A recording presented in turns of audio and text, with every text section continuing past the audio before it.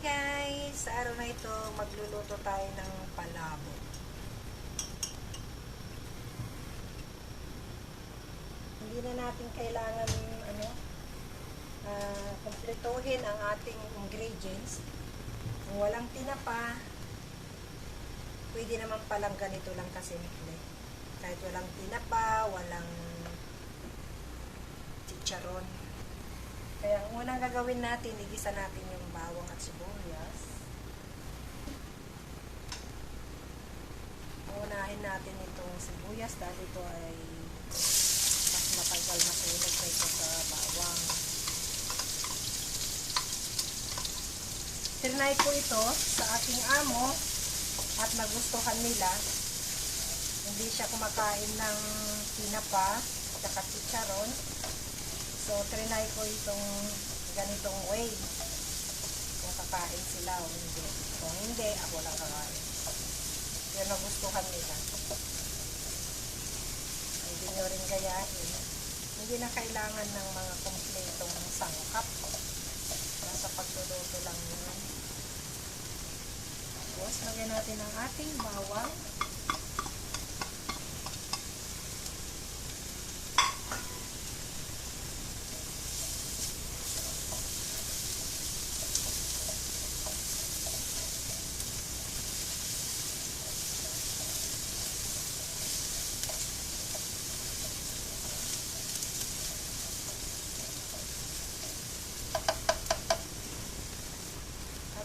Minced pork.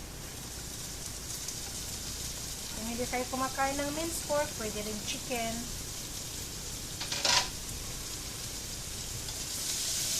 Gawin nyo na lang yung chicken siguro. I-split nyo siya ng maliliit. Split nyo siya ng fine. Kung wala kayong makitang na giling na chicken.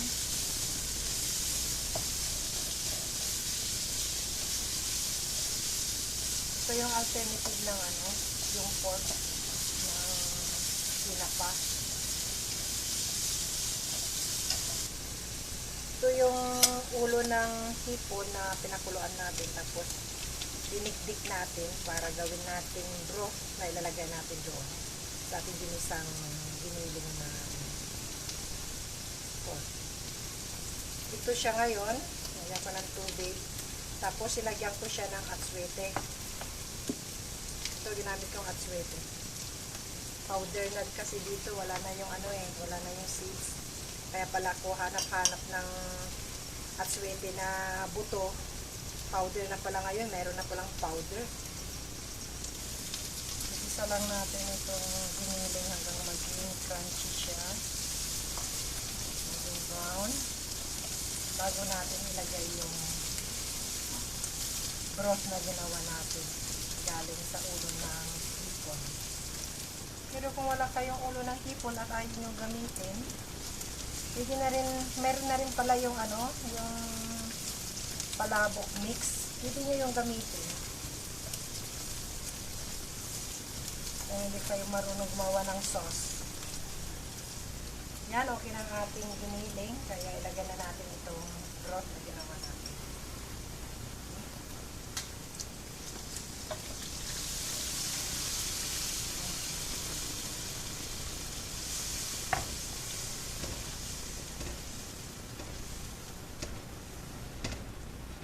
Lang natin kasi nilagyan ko ito ng cornstarch para lumapot siya.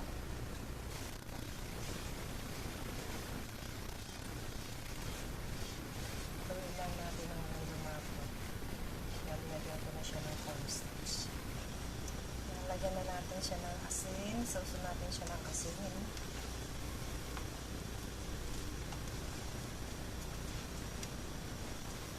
Malasa siya dahil doon sa ulo ng hipon.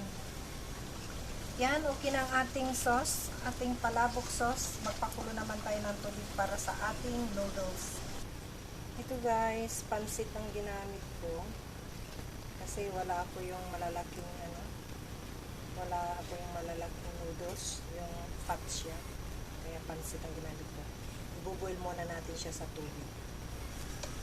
Yan, kumulo ng ating tubig. Lalagyan na natin ang ating hipon.